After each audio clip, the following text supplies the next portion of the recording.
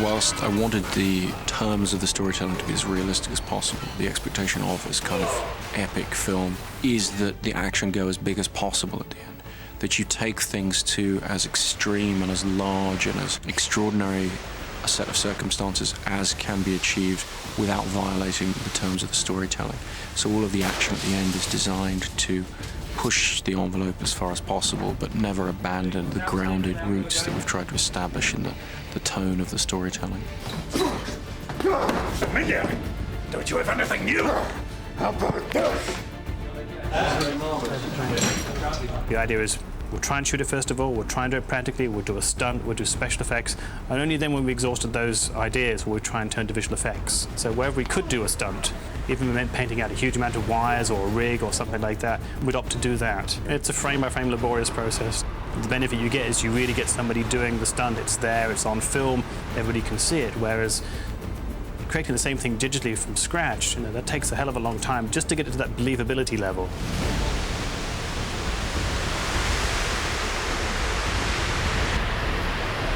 That was something I really wanted to crack, getting the look of all this huge amounts of steam going off, and we spent a lot of time and research. And the whole of Cardington had a network of piping with massive great steam generators, and there were, I think, 20 manhole covers, which every single one was piped in with a 2-inch outlet of steam, and when we hit every one of those, the steam went up 150 foot. It reached the roof. So we would do a run, let it all off, and then Chris would shout cut. We would switch it all off, and then it would like rain for about 20 seconds where all the condensed steam had gone up, hit the roof, and now was coming back down. Quite bizarre. Hey! What the hell are you doing? Gentlemen, time to spread the word. And the word is panic.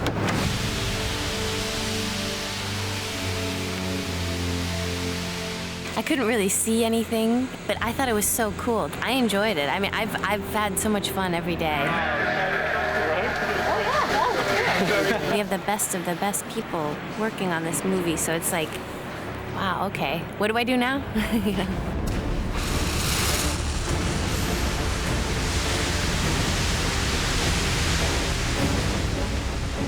As we've always said, that everything we can do on the movie for real, we will do. In this particular sequence, we've done a shot of him firing the gun and flying up to the train, and a continuation of that where he's flying along under the train. So Steve Crawley, who's our wire effects supervisor, rigged up a system for us with computers, and I think it looks fabulous. He's flying along, we've got him smashing through gantries as he goes along. By the time I get to that bridge, I think I'm hitting about 30 mile an hour. We only did about a 15, 20 mile an hour rehearsal. Did it about 75%, but today we must have gone full speed. Someone must have had the Weetabix this morning. The relationship between stunts and special effects is very close indeed, because ultimately, Paul and I talk about what we're going to do in the scene, and then we go away, we design the rig, build the rig, but then we have to work with Paul's team to put them in amongst it and make sure they're happy with it. When he's flying along, his boys are watching all the time to see where the performer is, and they'll time it so that he's in no danger. But we can still have him coming through the steam. It's just making sure that he's missed by the manhole covers and things like that. That's working with a good special effects team who you can trust and aren't going to hurt your guys, It's a big thing to get set up and to get going, but once you do it, you look at dailies the next day and you've completed it. You've shot this amazing shot of Batman flying 800 feet across a city, and you've done it in an interior space during the day without the use of visual effects. That, I think, capsulizes Chris's philosophy of filmmaking, which is let's do it for real. Let's put it down the way you would see it, you would believe it, and that'll give us the kind of credibility to bring the audience in. I wanted their confrontation at the end to be true to the spirit of the rest of the film, so that the actual confrontation be on the most human and almost banal scale possible. Action! decision was made early on to do outside the windows 100% CGI. So we made the decision to build the train on stage and surround it with a green screen. Yannick Assers, the visual effects supervisor, and Dan Glass, the other visual effects supervisor, really came up with all the mathematics to figure out how high off the ground the train had to be lifted in order to not see off the green screen when handheld inside the train. Action! My approach to the train was I wanted to have kind of standard interior fluorescent lighting, but wanted to be able to flicker those lights a little bit as a real subway train would in a city.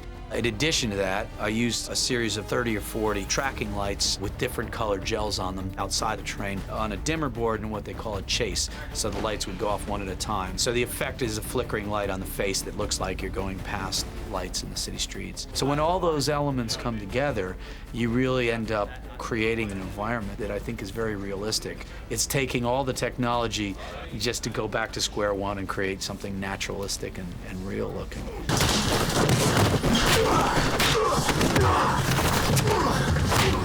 At the end of the movie, it's a combination of digital train, digital city, and then as soon as things start to blow up and you really need all that kind of interaction and crashing, there's a switch over there gradually to using a miniature train, colliding in a miniature environment. It still seems more feasible these days to actually do things with real things blowing up, even at small scale, than it does to do it digitally at this point.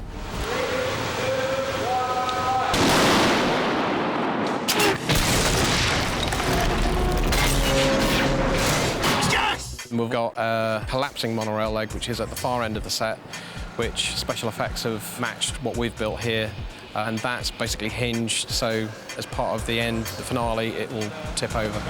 3, 2, 1, action!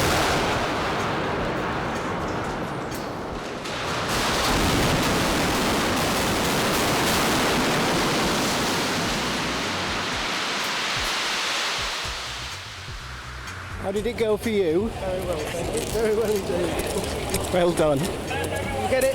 Yeah.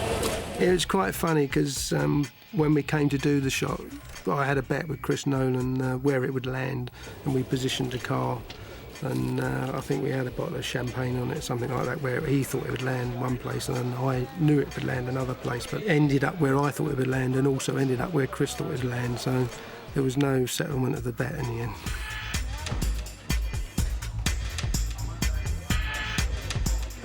The miniature department made up the monorail sections. It was a matter of hanging them up and triggering them to release, when the leg fell away. They had all the ingredients there. We have a 6-scale miniature of the thing, and with the special effects guys and model guys, we will sort of realise the destruction of this thing as it plummets to the ground. The reason the miniatures are so big is we basically wanted to achieve as much reality as we could. We're featuring all the usual stuff of fire and dust and sort of destruction effects. So in order to make them look as realistic as possible, we've gone for the biggest manageable scale that we could construct, which has turned out to be 6-scale. The train itself is catapulted down the rail, the broken rail, using a pulley system and gravity effects. Also, the cameras are shooting at 4 times normal speed, so the train is actually slowed down on screen in order to give it sort of scale and mass and what have you. And I'm hoping to acquire a really sort of spectacular sequence out of it for the film. 3, 2, 1, action!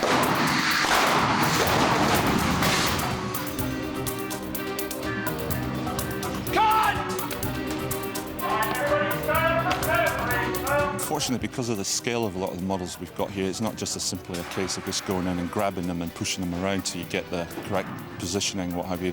They're so damn big that we have to use forklifts and what have you to move them around. They're very cumbersome, so therefore it's very time-consuming to set up a lot of these effects. But ultimately, I think the end result's worth it. So I believe that we're probably one of the biggest miniature shoots ever.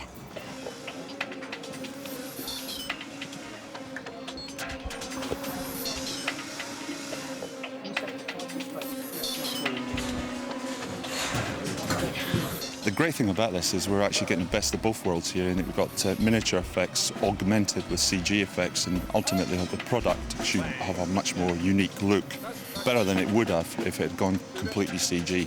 So it's got a much more organic feel about it.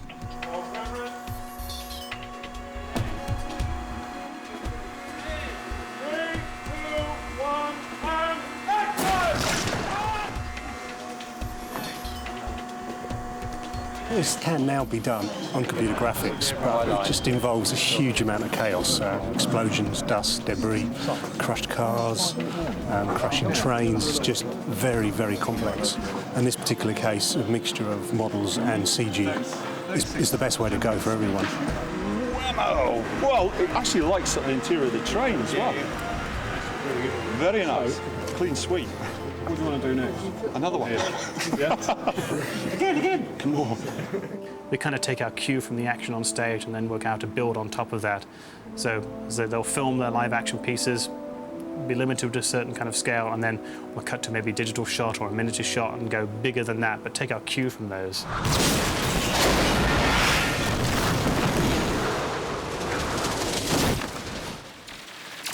This shot was challenging for a number of reasons. First off was that the Batman animation had to dovetail with a practical stunt in the preceding shot, where we actually see Batman exiting the train from inside the train. So here we have Wayne Station pyrotechnic elements added to it. We have now added the crash set at the bottom, adding the foreground buildings, the foreground architecture. So now adding the train and the monorail towers. Debris passes coming out the back of the train, all the dust and stuff. And now we've added pretty much everything. We've got Batman in there. We make sure we can see Batman by putting lots of light on the buildings behind him.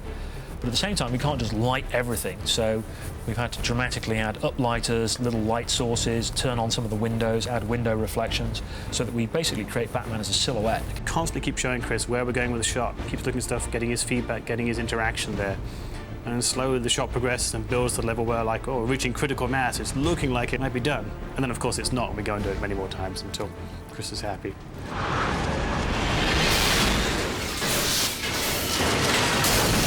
Where, as I sit here, having just finished the film, I'm extremely happy with what I've been able to do in my terms. That is to say, I've made the film that I said I was going to make. I've made it in the way that I wanted to make it. I've availed myself of all kinds of extraordinarily dedicated and creative collaborators, and ultimately they've helped me to make the film the way I felt it should be made. And there isn't a frame of the film that I don't claim as my own, and that's very satisfying from a creative point of view.